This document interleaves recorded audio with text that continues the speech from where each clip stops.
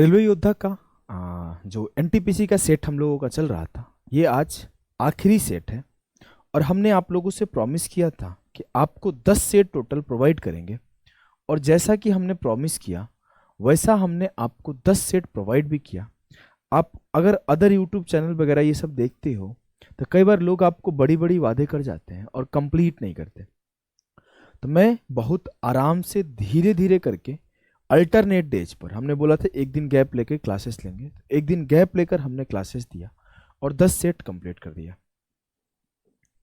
Same इस तरीके से हम आप लोगों के लिए रीजनिंग के भी 10 सेट का क्लास लगवा चुके हैं। आपकी क्लासेस आनी स्टार्ट हो जाएगी। क्लासेस का टाइम बता दिया जाएगा। क्लासेस अभी रिकॉर्डेड रहेगी। जैसे आप लोगों ने हमें मैथ्स में सपोर्ट किया वैसे काफ़ी बच्चों का मोटिवेशन डाउन हो गया। अगर देखें तो पहला सेट को लगभग 1 लाख से भी ज़्यादा बच्चे, 1,20,000 बच्चे देखे हैं। दूसरा सेट को वही 50,000 लोग भी नहीं देखे हैं। इससे आपको एक चीज़ समझना है कि सिलेक्शन हमेशा कम ही लोगों का होता है। पहला दिन सबका जोश हाई रहता है, बहुत खुश रहते हैं, लेकिन आखिरी तक जिसका जोश बना रहता है ना, फाइनली वही रिजल्ट लेकर आता है। और रिजल्ट लाने वाले तो 11,000 ही होंगे ना। फॉर्म भरने वाले भले 50 लाख हो जाए, 60 लाख हो जाए, रिजल्ट हमेशा 11,000 का ही होगा। अगली बात आपको एक और छोटी सी बता दूं मैं कि अगर आप ग्रुप डी की तैयारी करते हो तो यस सर ग्रुप डी की तैयारी करता हूं, आपको सिर्फ ग्रुप डी लिख के कमेंट करना है। तो मैं आने वाले टाइम में ग्रुप डी के लिए भी सेट लेकर आऊँगा। और इसके बाद में जब ये सेट कंप्लीट हो जाएगा, रीजनिंग का सेट चालू हो जाएगा, तो मैं आपको इन्फॉर्मेशन दूंगा कि कब से अपनी लाइव बैच स्टार्ट हो रही है। थोड़ा अपना सपोर्ट और प्यार दिखाइए। कम से कम थोड़े ज़्यादा बच्चे हमें देखे आके, इस चीज़ की चाहत है और कुछ नहीं है। आपके अच्छे कमेंट्स आए और थोड़े बहुत लाइक आए, और कुछ नहीं चाहिए हमें। बकैती नहीं करेंगे, सीरियस क्लास लेंगे। बस आके 2 मिनट ये बातें बता दिया। अब हम लोग क्लासेस पे फोकस करेंगे। थोड़ी साउंड कम जारी होगी तो आप लोग ईयरफोन यूज किया करो, साउंड आपको प्रॉपर मिलेगा। मैं थोड़ा आराम से ही बोलता हूँ और थोड़े ऊंची आवाज़ में धीरे धीरे बोलने का कोशिश कर रहा हूँ। जो 9 सेट पूरा हुए हैं, 9 सेट का पीडीएफ आपको टेलीग्राम पे मिल जाएगा और 10वां सेट भी आपको यहीं पे मिल जाएगा। ठीक है, आइए हमारे सामने पहला सवाल आपके सामने। सवाल है कि what will be the sum of the 1 + 3 + 5 + 7 + 9 up to 15 terms. 15 पदों का योगफल क्या होगा? 1 सेकेंड में 15 का स्क्वायर 225। क्या आप इस तरह से कर पाओगे? आओ सिखाता हूं। अगर आपको एक ऑड टर्म का योग निकालना है तो ये होता है 1 का स्क्वायर। अगर आपको 2 ऑड टर्म का योग निकालना है तो 1 + 3 क्या आएगा? 4। इसको लिख सकते हो 2 का स्क्वायर। अगर आपको 3 निकालना है तो 1 + 3 + 5,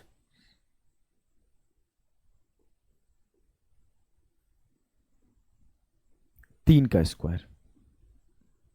अगर ये 1 + 3 + 5 + 7 आता है 16। 4 पदों का योग 4 का स्क्वायर। अगर 5 विषम संख्याओं के पदों का योग निकाल रहा हूं तो मुझे 5 का स्क्वायर मिलेगा। और इस तरीके से जब मैं 15 पदों का स्क्वायर निकालूंगा तो 15 का स्क्वायर मिलेगा। अगर मैं n विषम पदों का योग निकालूंगा तो मुझे n का स्क्वायर मिलेगा। मुझे n का स्क्वायर मिलेगा।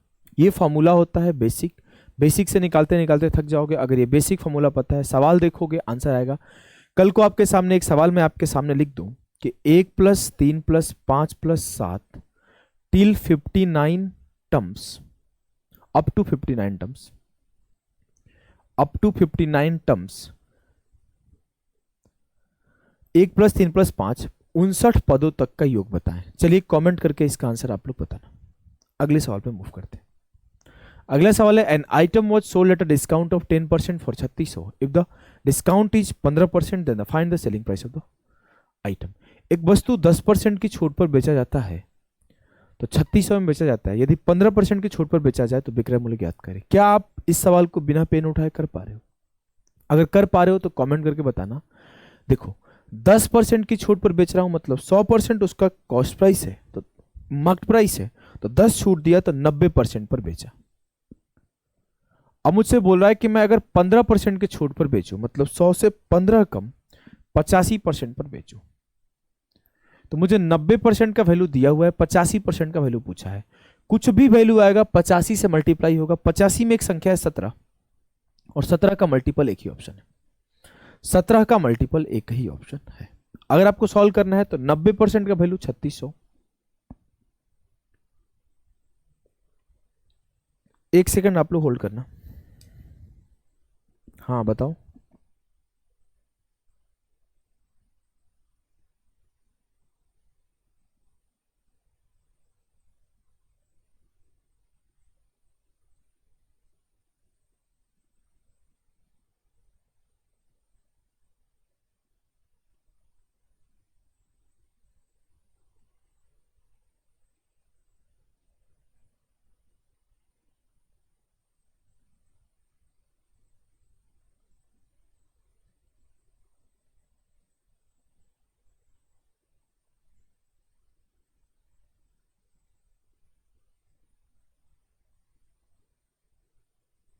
चलिए मैं दिन कॉल कर ही देता है कोई ना कोई, सॉरी। आइए माफ करना आप लोग। 90% का वैल्यू 3600 है, तो 1% का वैल्यू 9 के 36 हो जाएगा 40। तो 85% का वैल्यू 85 गुणे 40। अब मुझे जो भी आंसर है 17 का मल्टीपल आएगा। मैं एक ही ऑप्शन 17 का मल्टीपल है, आंसर टिक कर दिया। क्लियर? Yes sir clear. अगले सॉल्व में मूव करता हूँ। 276x1 is divisible by 3। What is the sum of possible value of x? अगर 2 7 6 1 3 से विभाज्य है तो x के संभावित मानों का योग क्या होगा? 3 का नियम क्या कहता है? 3 का नियम कहता है कि सम ऑफ डिजिट या फिर संख्या 3 से डिविजिबल है तो वो संख्या 3 से डिविजिबल है। जैसे एग्जांपल के लिए मैं बोलूं कि 63 3 से डिविजिबल है तो बोलो कि सर 6 भी डिविजिबल है, 3 भी डिविजिबल है, तो ये डिविजिबल है। अगर मैं बोल दूं 30 321 3 का डिविजिबल है, सर 3 तो डिविजिबल है 3 से, और 2 + 1 3 भी डिविजिबल है 3 से। मैं आपके सामने लिख दूं 4 5 2 7 1 8, ये 3 से डिविजिबल है। 4 + 5 9 3 से डिविजिबल है, 2 + 7 9 3 से डिविजिबल है, 8 + 1 9 3 से डिविजिबल है, तो ये संख्या 3 से डिविजिबल है। तो मैं यहाँ पे वही कॉन्सेप्ट लगा दिया कि 7 और 2 9 3 से डिविजिबल है, 6 3 से डिविजिबल है, तब ये x + 1 3 से डिविजिबल होना चाहिए। उसके लिए x को क्या रख सकता हूँ? x को 2 रख लूँ तो डिविजिबल होगा सर। 2 के बाद 3 आगे जाके 5 रख दूँ तो 2 1 3 भी डिविजिबल होगा, 5 1 6 भी डिविजिबल होगा, और 8 रख दूँ तो 8 1 9 भी डिविजिबल होगा। अगर 11 रख दूँ तो 11 1 12 भी डिविजिबल होगा। बोलोगे हाँ सर, लेकिन क्या 11 रख सकता हूँ? नहीं।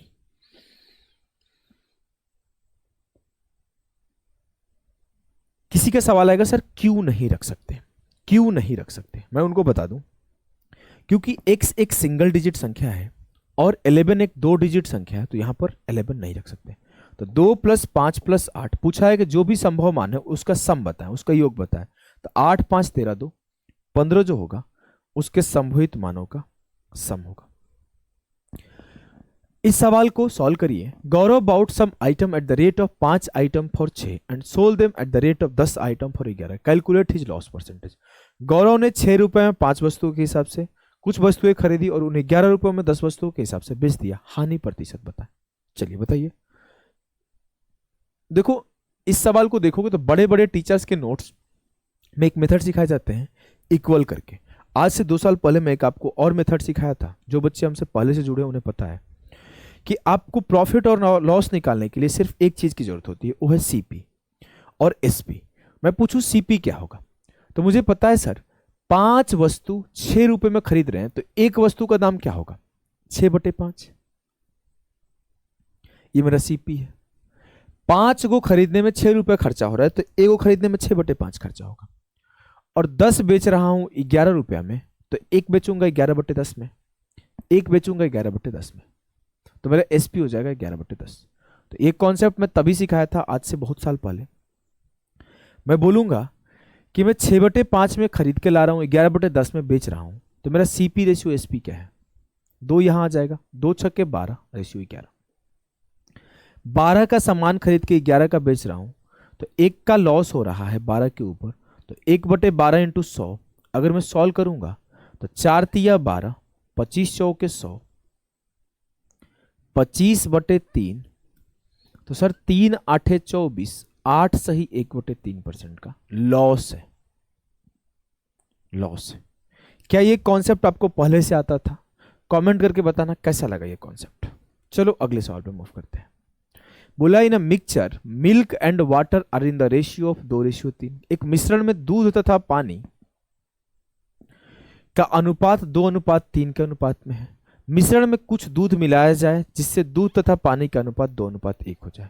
अब देखो क्या मिलाया गया है, दूध। सर मेरा दो नजर होता है देखने का, एक जो मिलाया गया है, एक जिसको छेड़ा नहीं गया है। तो मुझे बताया गया कि मैं दूध मिला दिया, तो मुझे देखना क्या है कि सर पानी को कुछ नहीं किया गया। पानी जितना पहले होना चाहिए था, पानी उतना ही पहले अभी भी होना चाहिए, लेकिन सर है नहीं। पानी पहले 3 यूनिट था, अब 1 यूनिट है। तो पानी को बराबर कर दो। हमने क्या किया, पानी को बराबर करने के लिए इसमें 3 से मल्टीप्लाई कर दिया। 3 से मल्टीप्लाई किया तो ऊपर वाला रेशियो मेरा हो गया 2:3 और नीचे वाला रेशियो मेरा हो गया 3 × 2 6:3। सर पानी जितना पहले था अब भी उतना ही है, लेकिन दूध पहले 2 था, अब 6 हो गया दूध। तो दूध कितना मिलाया गया, 4 यूनिट। सर पहले मिक्सचर मेरा 2 + 3 5 यूनिट था और उसमें 4 यूनिट दूध मिला दिया गया, तो कितना परसेंट मिलाया गया है सर, 80%। 80% मिलाया गया। सवाल यही था कि आरंभिक मिश्रण में कितना प्रतिशत दूध मिलाया गया। क्लियर है? बोलोगे जी सर एकदम तरीके से क्लियर है, हमें कोई भी किसी भी प्रकार का कंफ्यूजन नहीं है। अगला सवाल है मेरे भाई कि द इंटरेस्ट रिसीव्ड इन 3.5 साल on a sum of money invested at 16% simple interest per annum is equal to the interest received on another sum of money invested at 12.6% simple interest per annum for 5 years। What is the ratio of the two invested amount.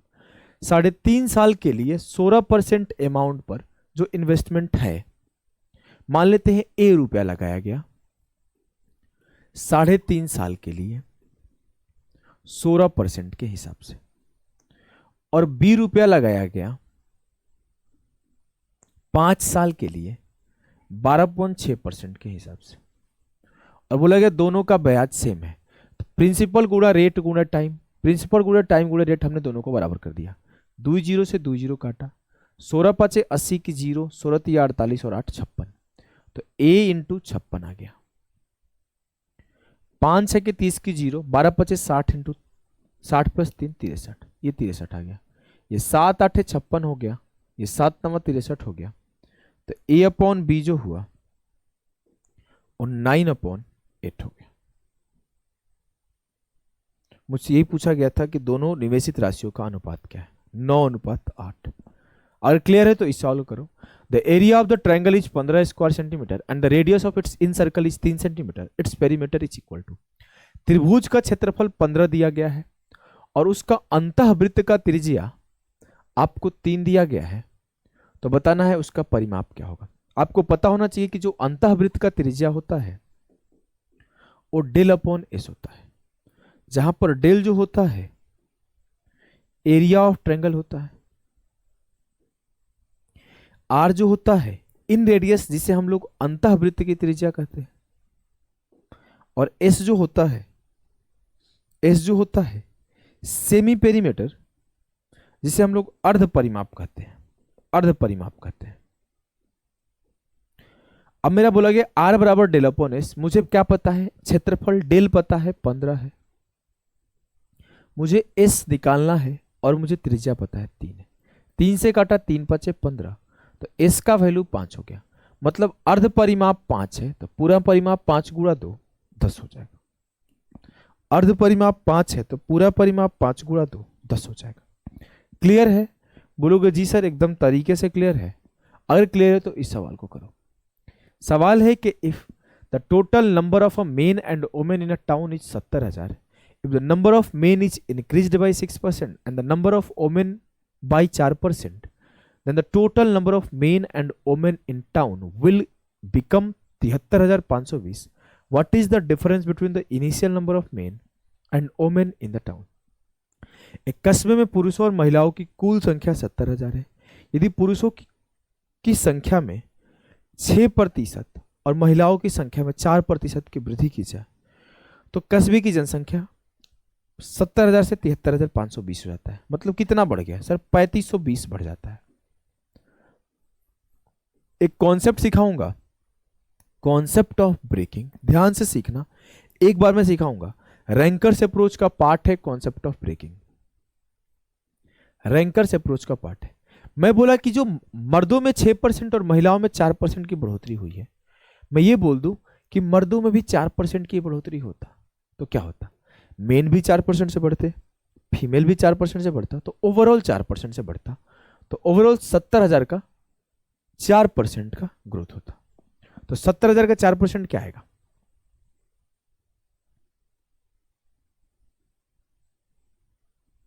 Sir काटा 7 चौक 28, 2800 से बढ़ता, मतलब total overall growth 2800 होता, लेकिन हुआ कितना है 3520।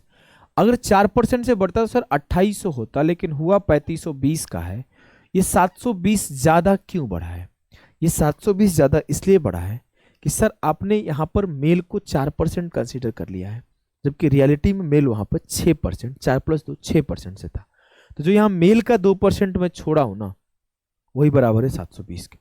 तो 2% बराबर है 720 के, तो 1% बराबर होगा 36 दूना 72, 360 के, तो 100% बराबर होगा 36,000 के।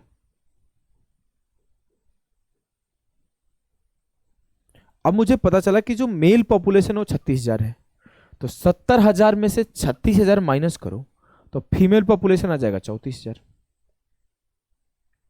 मुझसे बोला है कि आरंभिक में पुरुषों और महिलाओं का अंतर क्या है, तो 36 से 34 किया, सर महिलाओं का और पुरुषों का अंतर आरंभ में 2,000 होगा। क्लियर है? बोलोगे जी सर, बहुत जबरदस्त सवाल था। कैसा लगा कॉन्सेप्ट, कैसा लगा तरीका, कमेंट करके बताना। अगले सवाल पर आ जाओ। From a container containing 50 litre of pure milk, 10 litre of milk is taken out and 10 litre of water is added if this process is repeated 3 times. Repeated replacement का केस है, आपको कई बार पढ़ाया जा चुका है। रिपीटेड रिप्लेसमेंट में क्या होता है कि रेशियो लेते हैं रिमेनिंग अपॉन टोटल, मतलब बचे हुए भाग का पूरे से। यहां पर यही बोला गया कि 10 लीटर पानी निकाला गया और 10 लीटर पानी डाला गया और इस प्रोसेस को 3 बार दोहराया गया, तो क्या होगा? हमेशा रेशियो लेते हैं, जितना पानी निकाला गया या फिर जितना दूध निकाला गया और जितना दूध था, तो रेशियो लिया सर, तो 1/5 आया। मतलब अगर 5 यूनिट दूध था तो 1 यूनिट निकाला गया, और फिर हम लोग काम किस पे करते हैं? रिमेनिंग अपॉन टोटल पर। सर 1 निकाला गया तो बचा कितना? 4/5। तो पहली बार में 4/5 बचेगा, दूसरी बार में भी 4/5 बचेगा, और तीसरी बार में भी 4/5 बचेगा। तो मेरा 3 बार रिप्लेसमेंट करने के बाद जो रेशियो आएगा 64/125 का रेशियो आएगा। जो 125 यूनिट है ये टोटल क्वांटिटी होता है, और जो ये 64 होता है रिमेनिंग, मतलब बचा हुआ क्वांटिटी होता है। और रिमेनिंग क्या बच रहा होगा? सर दूध बच रहा होगा, तो दूध मेरा 64 यूनिट हो जाएगा, और पानी मेरा 125 माइनस 64 61 यूनिट हो जाएगा। तो मुझसे पूछा गया है कि पानी रेशियो दूध बताओ, द्रथ नहीं दूध। मुझसे ये नहीं बोला गया कि दूध रेशियो पानी बताओ, पानी रेशियो दूध बोला गया क्या, तो 61/64 जो आएगा वो सही उत्तर आएगा। क्लियर है? बहुत जबरदस्त सवाल और बहुत रिपीट करता है, one of the most important सवाल आप लिख सकते हो। ये सवाल आपको सीखना चाहिए ढंग से। Due to 20% reduction in the price of rice a person can buy 3.5 kg more rice for 77। What was the original price of the rice? चावल के मूल्य में 20% की कमी होने से एक व्यक्ति 77 रुपए में 3.5 किलो ज्यादा चावल खरीद पाता है। पहले भी 77 रुपए खर्चा करता था, अब भी 77 रुपए खर्चा करता है, लेकिन सर 77 रुपए जो खर्च कर रहा है वो कांस्टेंट है। वो प्राइस चेंज हुआ तो इसका जो कंजम्पशन है वो चेंज हो गया। प्राइस कितने से चेंज हुआ? 20% से। 20% का मतलब होता है 1/5। मतलब अगर मेरा प्राइस पहले 5 था तो 1 कम होकर 4 हो गया, तो क्वांटिटी पहले अगर 4 खा रहा होगा तो अब 1 बढ़ के 5 खाएगा, क्वांटिटी 4 से 5 हो जाएगा। लेकिन वो बोल रहा है सर क्वांटिटी जो है 3.5 kg से इंक्रीज हुआ है, क्वांटिटी 3.5 kg से इंक्रीज हुआ, तो 1 यूनिट बराबर हो जाएगा 3.5 kg। तो पहले कितना क्वांटिटी खाता था? तो 4 यूनिट बराबर होगा 4 × 3.5, 4 तिया 12 और 2 14। सर पहले 14 किलो खाता होगा, पहले वो 14 किलो खाता होगा। और मुझसे पूछा है चावल की मूल कीमत क्या है। सर ये 14 किलो पहले खाता था कितने रुपए में? 77 रुपए में। तो 14 किलो खरीद के लाता था 77 रुपए में, तो मुझसे 1 किलो का दाम पूछा गया है, तो 1 किलो का दाम हो जाएगा 77/14। तो 14 × 5 = 70 और 14 × 5 = 70, 5.5 रुपए पर केजी वो खरीदा है। क्लियर है? जी सर क्लियर है। अगले सवाल को करो। Two successive discount of 40% and 20% respectively on the mark price of an article are equivalent to a single discount of 998, what will be the mark price of the article? एक वस्तु के अंकित मूल्य पर दो डिस्काउंट जो है, एक 40% का और एक 20% का, दोनों को मिलाकर एक 998 की छूट के बराबर है। तो बताना है उसका अंकित मूल्य क्या है। अगर दो डिस्काउंट दिया जाता है, एक x% का और एक y% का, तो इसमें जो डिस्काउंट होता है मेरे भाई मर्ज करके आता है x plus y minus x y बटे 100%। बोलोगे जी सर। तो यहां पर एक डिस्काउंट है 40% का और एक डिस्काउंट है 20% का। तो 40 प्लस 20 प्लस 40 इंटू 20 बटे 100 सॉल्व किया तो 60 माइनस 8। सर डिस्काउंट मेरा 52% का है। तो जो उस 52% का सिंगल डिस्काउंट हो किसके बराबर है? 998 के। तो मुझसे पूछा गया कि अंकित मूल्य बताओ, मतलब 100% की वैल्यू बताओ। तो 52% बराबर होगा आपके 998 के। तो 100% बराबर होगा किसका? काटाकुटी कर दो। 13 चौके 52, 13 साते 91, 13 से 78, 4 से काटा 19 बार। तो 1% की वैल्यू 19, तो 100% की वैल्यू 19 इंटू 100, 1900। क्लियर है? यस सर एकदम क्लियर है। तो आ जाओ इस सवाल को करते हैं भाई। क्या है सवाल? 10 आदमी और 15 महिलाएं किसी कार्य को 30 दिन में कर सकती हैं।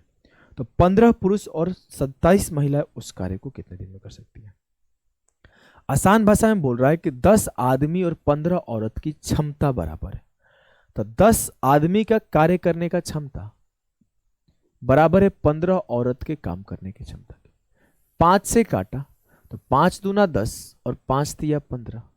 तो एक मेल और एक वुमेन का वर्क का कैपेसिटी आ गया 3:2। मतलब एक आदमी 3 यूनिट की क्षमता से काम कर सकता है और एक औरत 2 यूनिट की क्षमता से काम कर सकती है।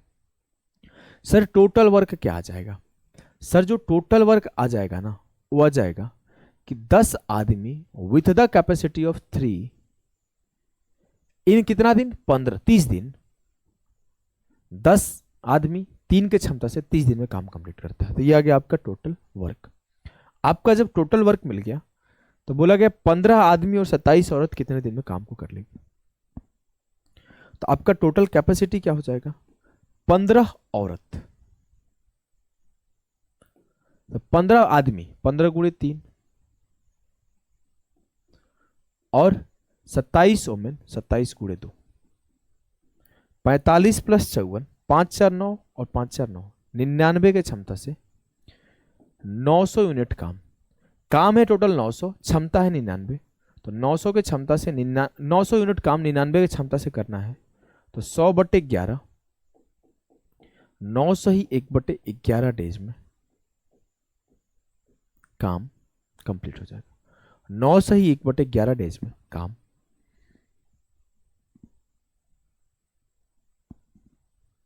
कंप्लीट हो रहा है। इस सवाल को सॉल्व करो। The radius of a circle with a centre O is 6 centimeter and the central angle of a sector is 40 degree. Find the area of the sector. केंद्र O वाले एक वृत्त की त्रिज्या 6 सेंटीमीटर है और एक त्रिज्यखंड का केंद्रीय कोण 40 है। तो त्रिज्यखंड का क्षेत्रफल क्या होगा? सर एरिया ऑफ सेक्टर या फिर त्रिज्यखंड का क्षेत्रफल क्या होता है? एरिया ऑफ सेक्टर क्या होता है? ये होता है θ/360 degree into pi r square. Theta मुझे 40 दिया हुआ है, एंगल मुझे 360 दिया हुआ है। पाई को सॉल्व नहीं करना है क्योंकि बोला एज इट इज रखना है, और रेडियस मेरा 6 दिया हुआ है, 6 का स्क्वायर। तो 36 से 36 गया, 0 से 0 गया। सर जो मेरा त्रिज्यखंड का क्षेत्रफल आया वो 4 पाई आया। तो उत्तर हो जाएगा 4 पाई सेंटीमीटर स्क्वायर। क्लियर है? बोलोगे जी सर तरीके से क्लियर है, कोई भी किसी भी प्रकार का दिक्कत नहीं। सवाल है कि A's monthly salary is 20% more than B's monthly salary. A का मासिक वेतन बी के मासिक वेतन से 20% अधिक है। मैं यहां ए लिखा, यहां बी लिखा। 20% का मतलब क्या होता है सर? 1/5। मतलब अगर बी का मासिक वेतन 5x होगा तो ए का मासिक वेतन 1 ज्यादा 6x होगा। बोलोगे ठीक। सी का मासिक वेतन बी के मासिक वेतन से 25,000 रुपये अधिक है। अब जो सी का मासिक वेतन है ओकरा ना भाई भोजपुरी मुंह से निकल गया, उसका जो वेतन है ना सी का, उसका बी से 25,000 एक्स्ट्रा। चलो ये हो जाएगा 5x plus 25,000। Now the thing is, उनका कुल मासिक वेतन 2,65,000 है। उनका कुल मासिक वेतन मतलब 6x plus 5x plus 5x, 6 5 11 5 16x और प्लस 25,000, ये तीनों मिलके 2,65,000 के बराबर है। 25,000 को उस तरफ ले जाकर माइनस करो तो 16x बराबर हो जाएगा 2,65,000 माइनस 25,000।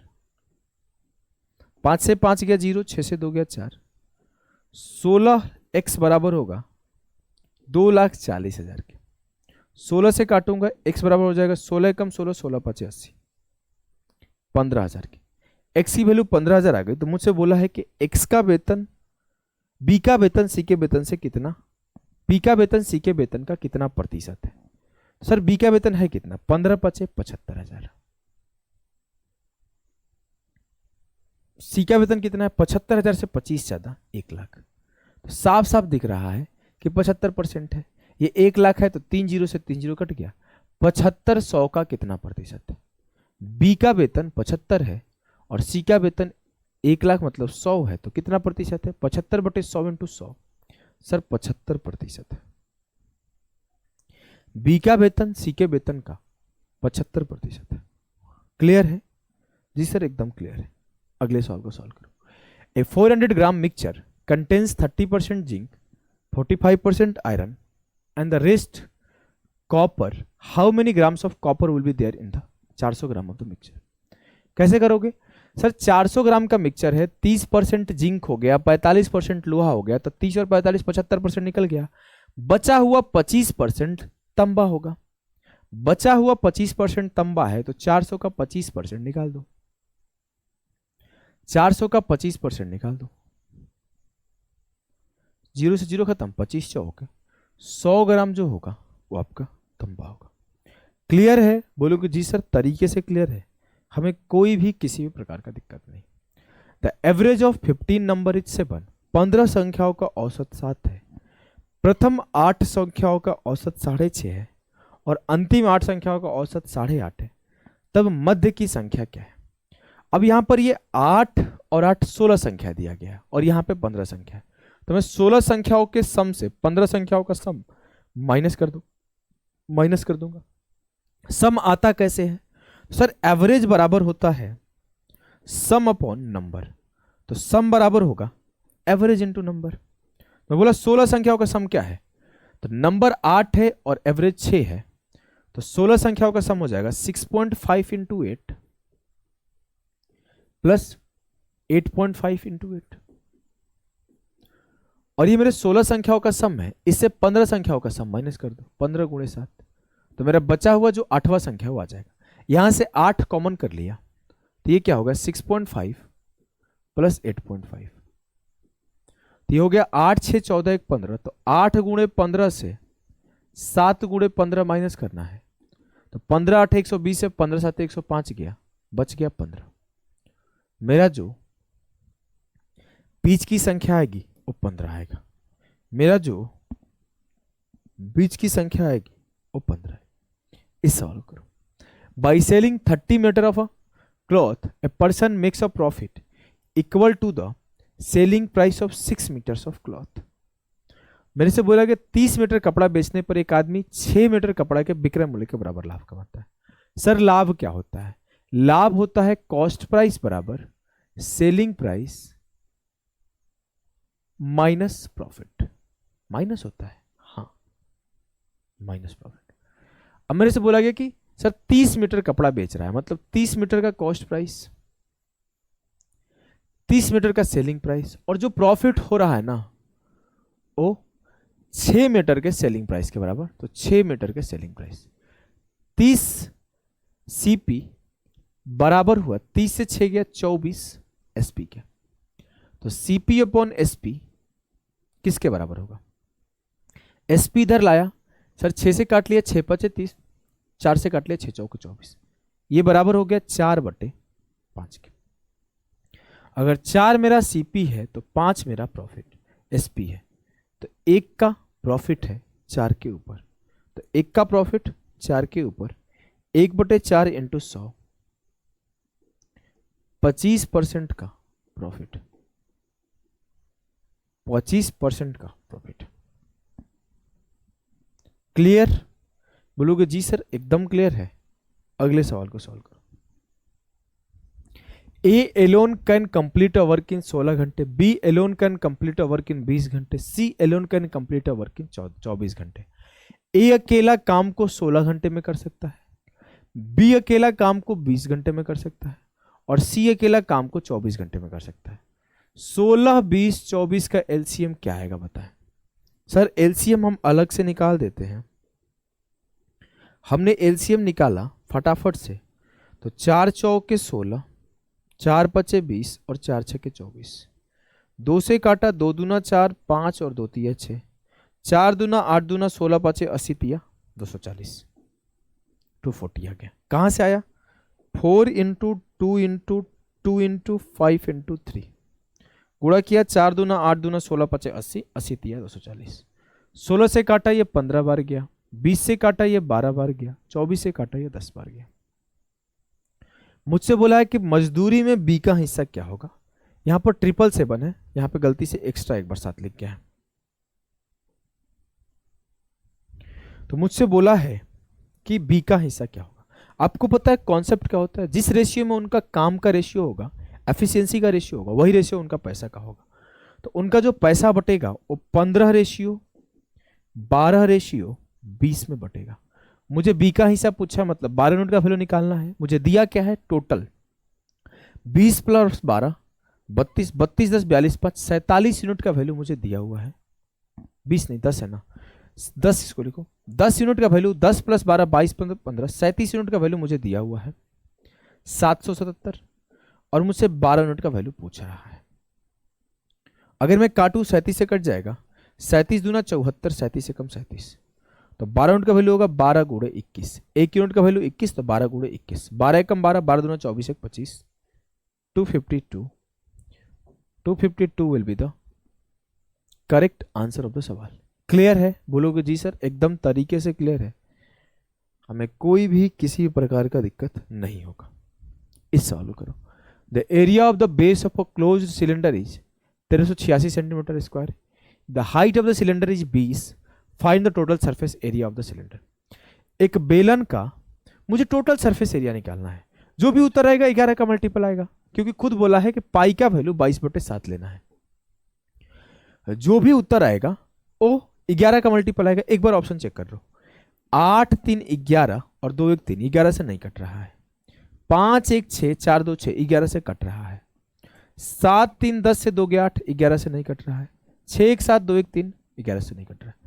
सिर्फ एक ही ऑप्शन था जो 11 से कट रहा है। मुझे इस सवाल को सॉल्व करने की जरूरत है नहीं है। आप इस सवाल को सॉल्व करो और मुझे बताओ कि इसका रेडियस क्या आएगा। आंसर कमेंट में आना चाहिए। चलो इस सवाल करते हैं।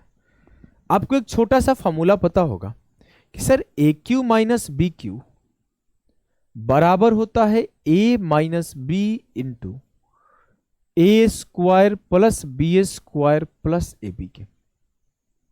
अगर इस A cube minus B cube को A square plus B square plus A B से डिवाइड कर दूं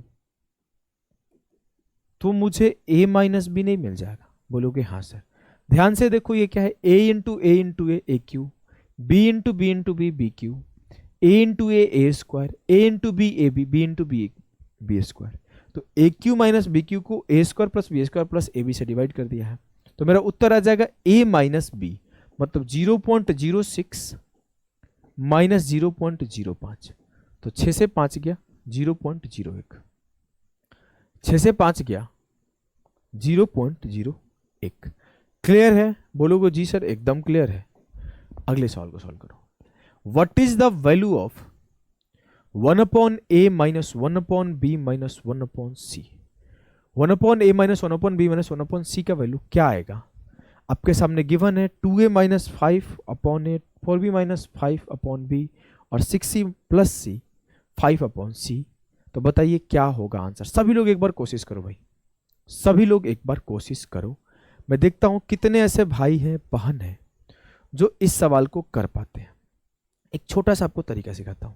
क्या इस सवाल में एबीसी पर वैल्यू डिपेंड करता है? नहीं, नहीं करता है। तो आप ऐसे सवाल को सीधे रैंकर से अप्रोच पे कोशिश करो। सर रैंकर से अप्रोच पे कैसे सॉल्व होगा? देखो, मुझे इस सवाल का आंसर गलत लग रहा है, पता नहीं क्यों।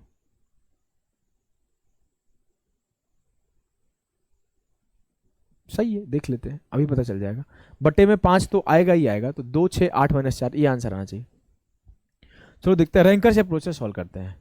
रैंकर से अप्रोच बोलता है कि अगर मैं तीनों को बराबर पुट कर दूं, a बराबर b बराबर c पुट कर दूं, क्योंकि सेम टाइप चल रहा है, तो a बराबर b बराबर c पुट कर दिया। जैसे a बराबर c बराबर पुट किया, मतलब जहां जहां a है वहां वहां b है, वहां वहां c है, हर जगह मैं a कर दिया। मैंने इस b को a कर दिया, इस c को a कर दिया, इस b को a कर दिया, इस b को a कर दिया, इस c को a कर दिया, इस c को a कर दिया।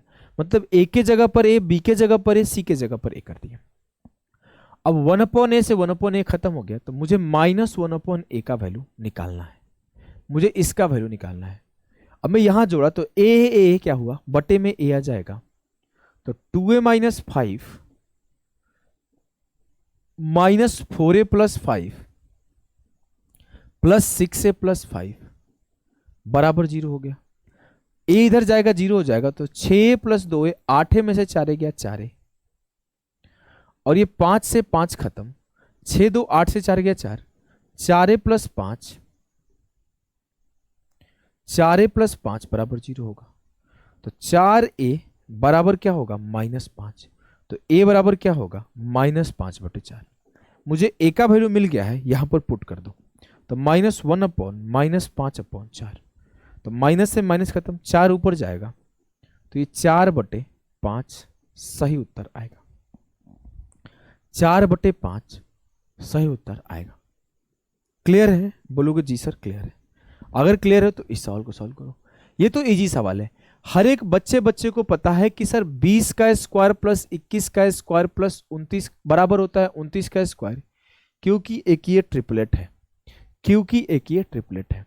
अगर आप ध्यान से देखो तो यहां पर √x जहां पर है वहां पर क्या होना चाहिए था, स्क्वायर, मतलब वहां पे 2 होना चाहिए था, यहां पर 2 होना चाहिए, यहां पर भी 2 होना चाहिए, यहां पर भी 2 होना चाहिए। तो √x बराबर 2 होना चाहिए, तो x बराबर 2 का स्क्वायर 4 होना चाहिए, x बराबर 2 का स्क्वायर 4 होना चाहिए। क्लियर है? बोलोगे जी सर एकदम क्लियर है तरीके से।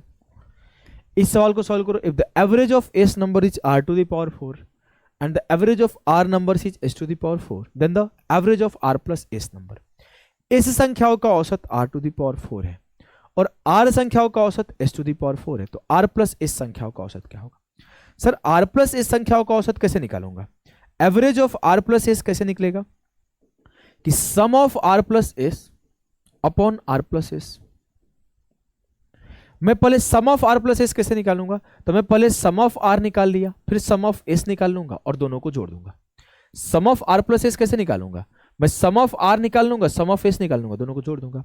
तो s संख्याओं का औसत r⁴ है और सम निकालने का मतलब क्या होता है, एवरेज इंटू संख्या, औसत इंटू संख्या। तो औसत r⁴ है इस संख्याओं का, तो सम हो जाएगा s इंटू r⁴। और सर r संख्याओं का औसत s⁴ है, तो सम हो जाएगा sir r into s⁴।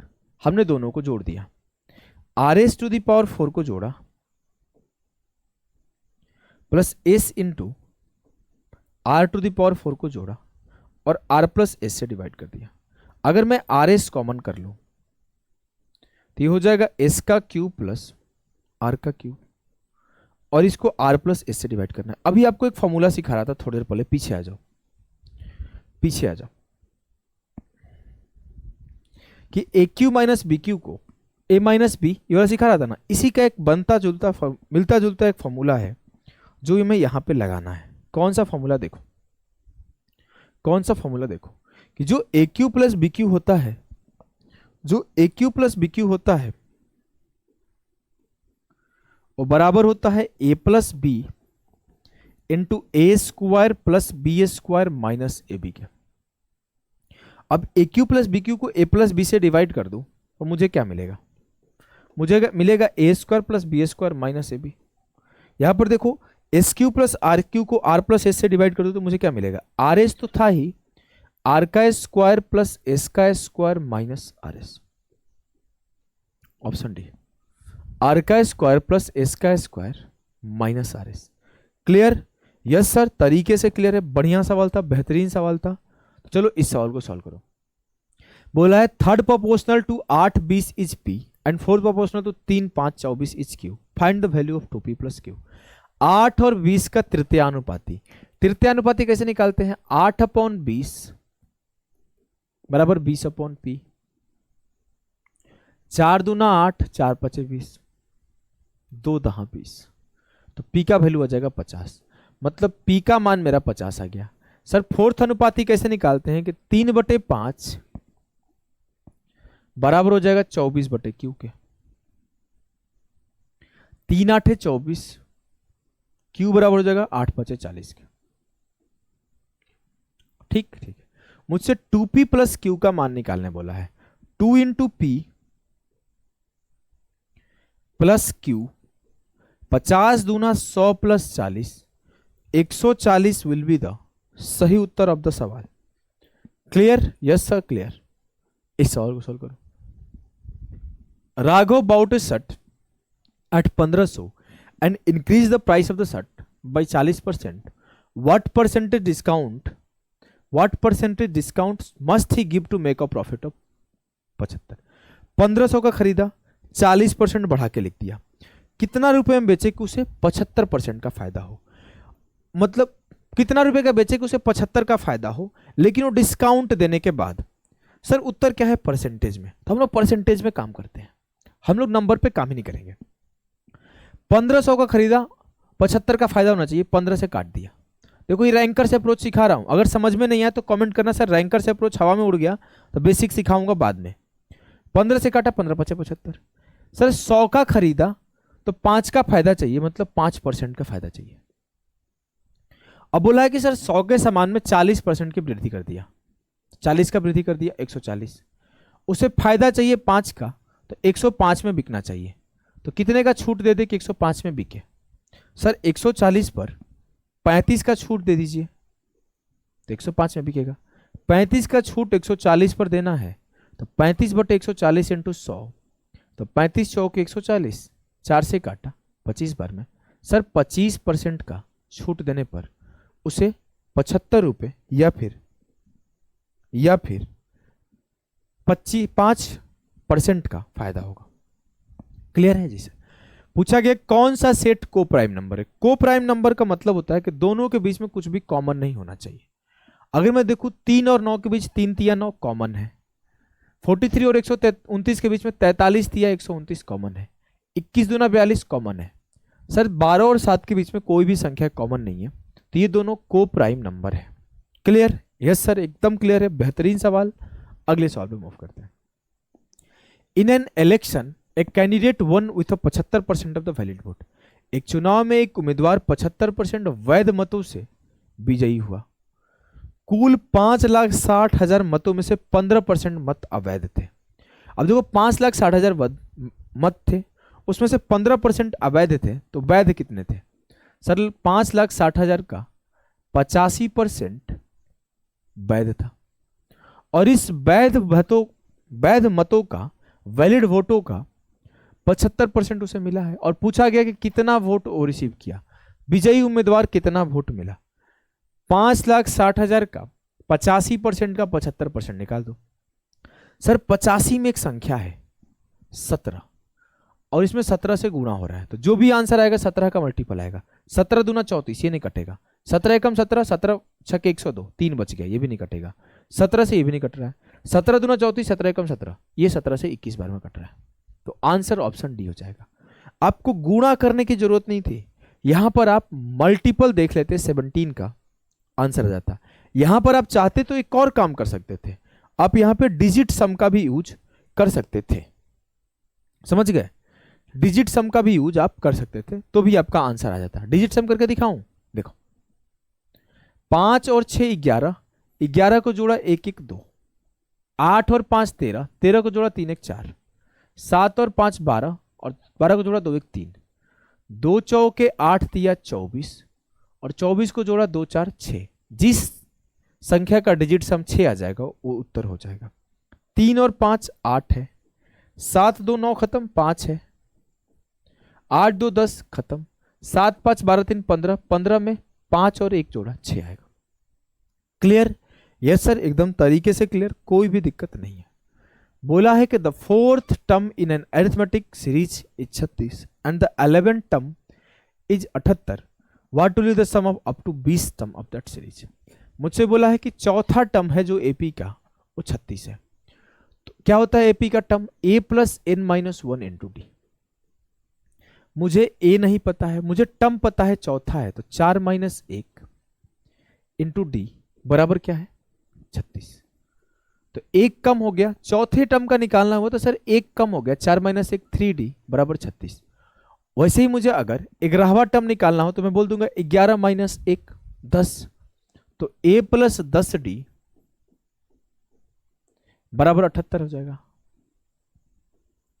a से 1 खत्म हो गया, 10 से 3 जाएगा 7D, और 8 से 6 जाएगा 2, 7 से 3 जाएगा 4, तो d का वैल्यू हो जाएगा 7 6 42। d का वैल्यू जैसे ही 6 आया मैं यहां पे पुट कर दिया, तो a प्लस 3 इंटू 6 बराबर 36, तो a बराबर है 36 माइनस 18 मतलब 18। मुझे a का वैल्यू 18 पता है, d का वैल्यू 6 पता है, मुझसे 20 पदों का योगफल पूछा है। योगफल कैसे निकालते हैं सर? योगफल निकालने का फॉर्मूला होता है कि Sn बराबर n upon 2 into 2a plus n minus 1 into D, मतलब 20/2। a का वैल्यू कितना है सर? 18, तो 2 गुणे 18 प्लस 20 माइनस 1 19 गुणे डी का वैल्यू कितना है सर? 6। 2 से काटा 2 बार 10 हो गया, और 18 दूना 36 और 19 छक्के 114। 114 में 36 जोड़ा 150 हो गया, तो 150 गुणे 10 1500 जो होगा वो सही उत्तर होगा इस सवाल का। क्लियर? बोलोगे जी सर बहुत बेहतरीन सवाल था, इसका कोई शॉर्ट ट्रिक नहीं हो सकता है, इसको ऐसे ही करना पड़ेगा। इस सवाल को सॉल्व करो। निहित स्टार्ट्स अ बिजनेस विथ 700 रुपए। After 5 months Amit and Patel join him with 300 and 400 रुपए। At the end of the year the business earned a profit of 627। निहित जो है 700 रुपए लगाया, लेकिन 1 साल के लिए, क्योंकि at the end of the year बोला है 1 साल बाद। लेकिन जो 5 महीने बाद ना 300 रुपए लेके अमित और 400 रुपए लेके पटेल 5 महीने बाद आ गए। 5 महीने बाद हो गए, तो जो अमित और पटेल का पैसा होगा वो 7-7 महीने के लिए इन्वेस्ट हुआ होगा। बोलोगे जी सर ये 7-7 महीने के लिए इन्वेस्ट हुआ है। तो ये मेरा क्या है? इन्वेस्टमेंट। ये मेरा क्या है? टाइम। और इन्वेस्टमेंट इंटू टाइम क्या निकल के आता है? प्रॉफिट। 2 0 से 2 0 खत्म, 7 से 7 खत्म, 12 रेशियो 3 रेशियो 4 जो होगा वो उनके प्रॉफिट का रेशियो होगा। अगर मैं बोलूं उनका प्रॉफिट हुआ कितना है, तो 627 का हुआ है, लेकिन इससे टोटल प्रॉफिट क्या है? 12 3 15 4 19, तो 19 यूनिट है 627 के बराबर, तो 1 यूनिट होगा 19 तिया 57 और 19 तिया 57। मुझसे पूछा है पटेल का हिस्सा बताए, मतलब मुझसे 4 यूनिट का वैल्यू पूछा है।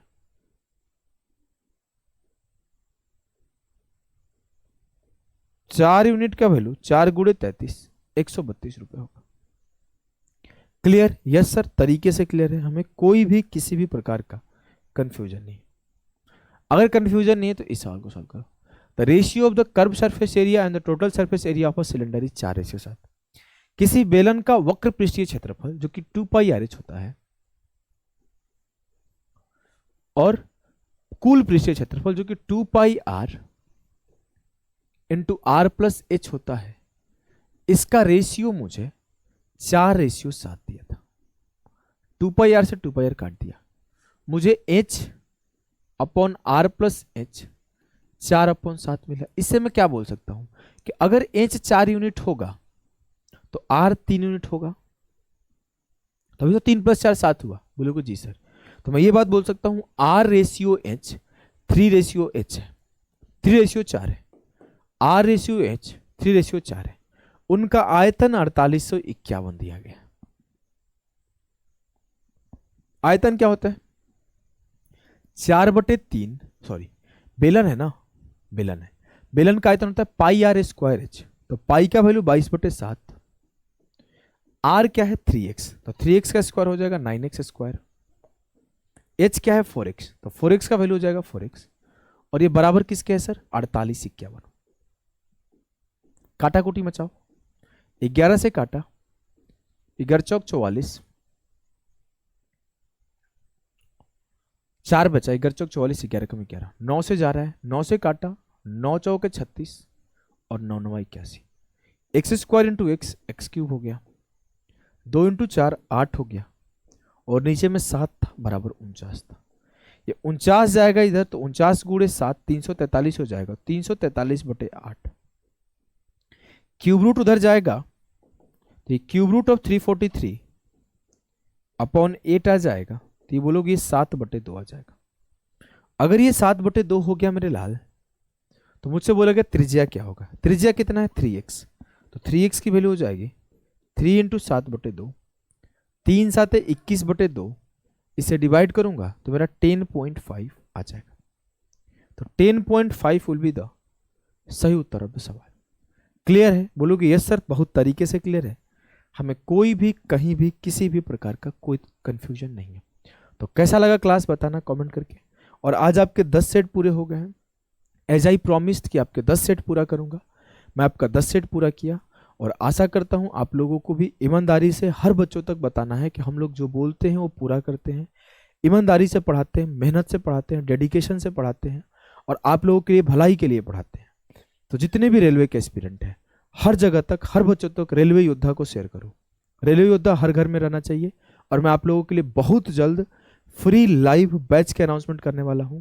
आप इसके नीचे कमेंट करके भर दो जो जो बोला हूं, और उसके बाद हम लोग लाइव बैच स्टार्ट करेंगे, लाइव बहुत जल्द।